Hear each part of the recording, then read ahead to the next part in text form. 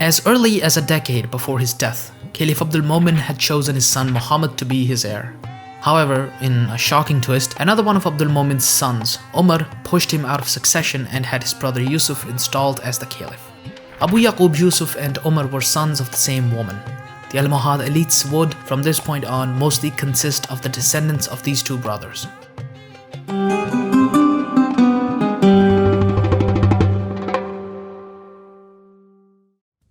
When al-Mumin died, Umar was with him and managed to keep his death a secret till Yusuf arrived in the capital, and since he was the first to arrive in the capital, he was able to secure power. Muhammad was angry, but he couldn't do much. Yusuf had just recently defeated Ibn Mardanish in Granada and hence was quite popular at the time. 3 other sons of al-Mumin objected to Yusuf being installed against their father's instructions. One of them mysteriously died and the other 2 got a visit from some people who managed to convince them to swear loyalty to Yusuf. Yusuf was around 25 years of age and had been a mostly popular governor of Seville for a few years. He wasn't much of a military man though, but he was an intellectual and liked to surround himself with like-minded people and collected books. Some famous figures like Ibn Rushd or Averroes and Ibn Tufail were often found in his presence. A private collector in Seville writes, "The commander of the faithful came to hear of my collections. So he sent Kafur the eunuch with a selected group of slaves to my house when I was in the government offices and knew nothing about it. He ordered him not to frighten anyone in the house and not to take anything except books, and then threatened him and those with him with the direst punishments if the people of the house lost so much as a pin. I was told about this while I was at the office, and I thought he had intended to confiscate all my property. So almost out of my mind, I rode to my house. There was the eunuch Kafur standing at the door, and the books were being brought out to him. When he saw that I was obviously terrified, he said, 'Don't panic,' and added that the Caliph sent me his greetings and had mentioned me favorably, and he carried on smiling until I relaxed. Then he said, 'Ask the members of your household if anyone has frightened them or if they are missing anything.' And they replied, 'Nobody has frightened us and nothing is missing.' Abul Kafur came and asked our permission 3 times and said that we are free to go. Then he himself went into the library store and ordered that the books be removed. When I heard this, all my anxiety disappeared." However, collecting books was not the most important thing at the time. Before al-Mumin died, he had assembled an army to invade Christian Spain. Yusuf was itching to pull the trigger on that. Umar landed in Andalus with the ambition to put an end to Ibn Mardanish and to secure the loyalties of his brothers. Various brothers of his came to him to swear loyalty to the new caliph. Afterwards, they left for Cordoba, from where they went on to march against Ibn Mardanish.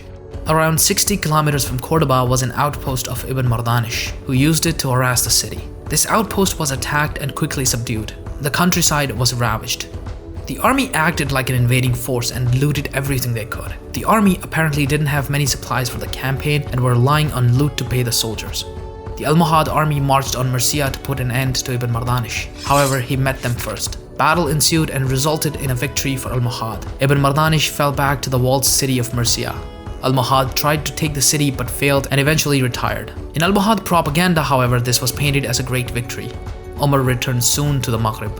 At the same time as this, in the west, Almohad were facing another crisis. A Portuguese man named Giraldo Sampaor was attacking Almohad cities. He even managed to take cities like Evora and Carceres. However, he was just a freelancer and sold those cities to whoever would buy them. In May 1169 CE, he even attacked Badajoz. He forced Almohad garrison there to take shelter in the Alcazaba and asked the king of Portugal for help. Yusuf dispatched an army to secure Badajoz. However, this time Christian rivalries helped the Muslims. The king of Leon did not want to see Badajoz in the hands of the king of Portugal and helped the Muslims to fend off this attack.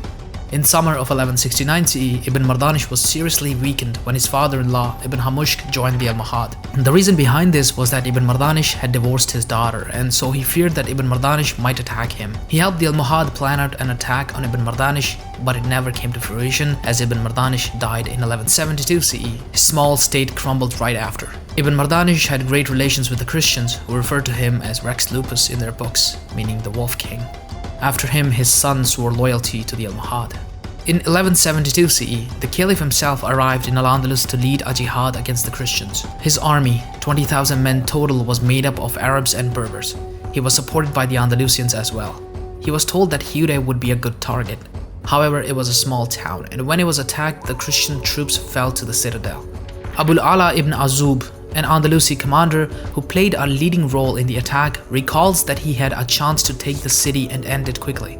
However, the Caliph did not respond to his requests of reinforcement. A siege was started. Siege engines were built. The Arabs and the Almohad were having trouble working together. The Caliph showed little to no seriousness in the matter. While it was in the middle of summer, the weather turned against him. On top of everything, supply lines were disrupted and news reached Yusuf that Alfonso VIII was planning an attack.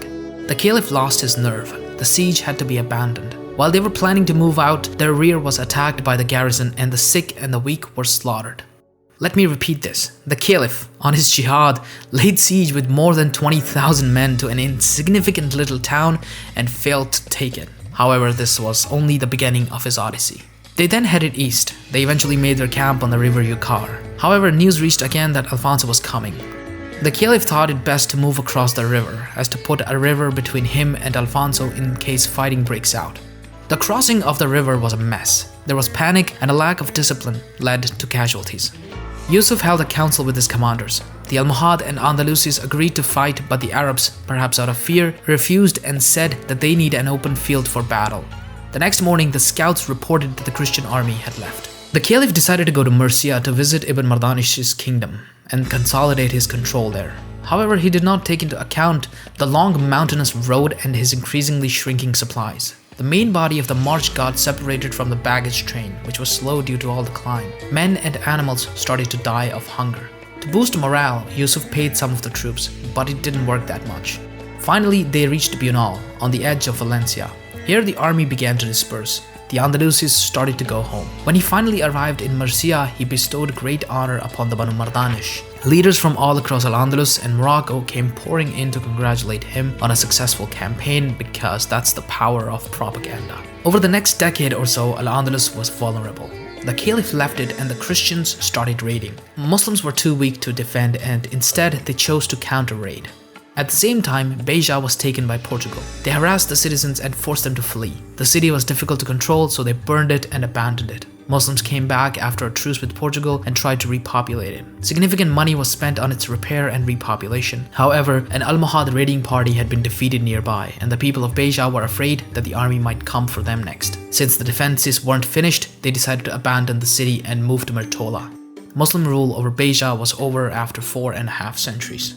While Christians were successful at their campaigns, they were pulled back by inter-Christian rivalries. However, still they were able to fend off Muslim raids. Al-Andalus was under pressure from all sides, even the sea. The rulers there made pleas to the Caliph for help, but the Caliph was busy. First with a plague that had broken out, and then with a long and expensive campaign into Tunisia. After they were both done, he decided to expand his city instead. He arrived in Al-Andalus in 1184, and this time he brought siege engines. First thing he did was install his sons to power of various important cities. Cordoba, Seville, Granada, and Murcia were given to his sons. This marks a point where power went from the sons of al-Mumin to the sons of Yusuf. Santarem had been used to launch many raids against the Almohad, and the Caliph decided that this would be his target.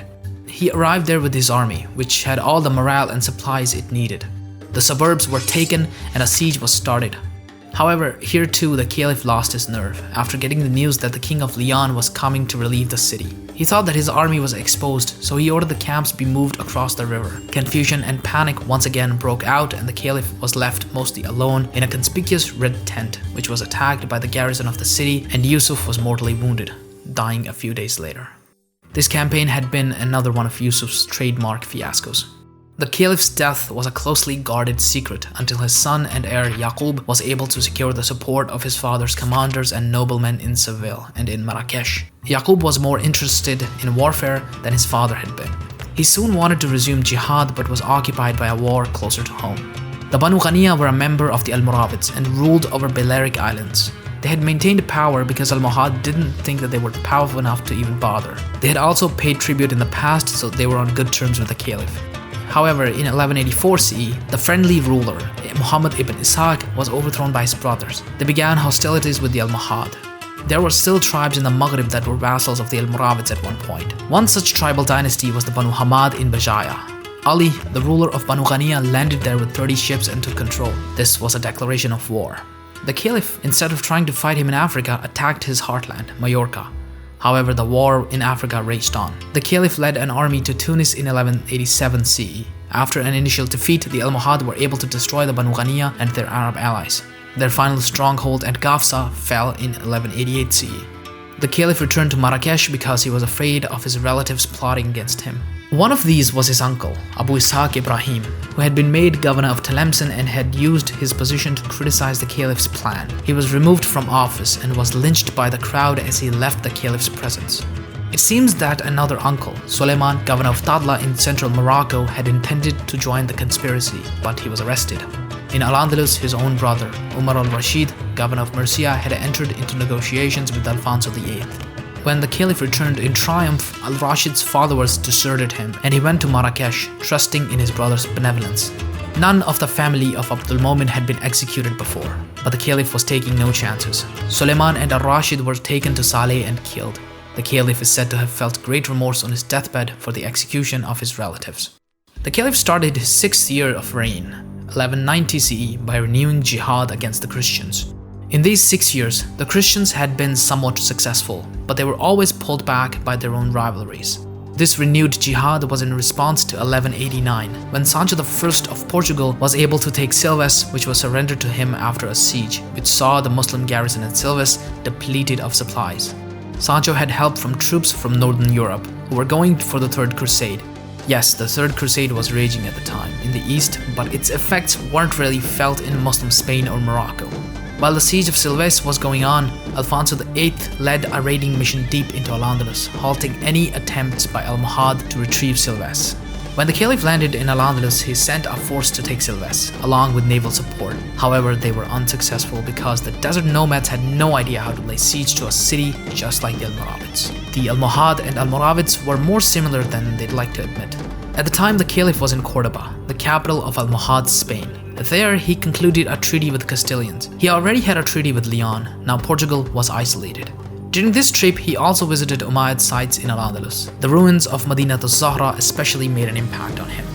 From there, he marched on Torres Novas, north of the river Tagus. The city was surrendered to him and the Christians were allowed to leave. The city was ravaged as the Almohads had no intention of holding on to it. They had their eyes on a bigger prize, the greater fortress at Tomar. It was defended by the Templars. There, once again, their lack of siege capabilities was on full display. After some 6 days, dysentery broke out, supplies and morale ran low, and the siege was abandoned.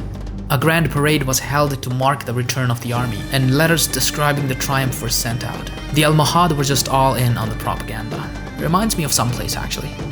This caliph was determined to learn from his mistakes. He realized that supplies on the Portuguese coasts could be brought in by ships. So early next year, he began a siege of Alcázar do Sal, a small town on the coast south of Lisbon, known to the Arabs as Qasr Abidanis. This city wasn't important, but it could serve the role of a vital supply port for future campaigns. Once again, siege was laid to Silves. This time, however, they were victorious and took the city in a surprise attack.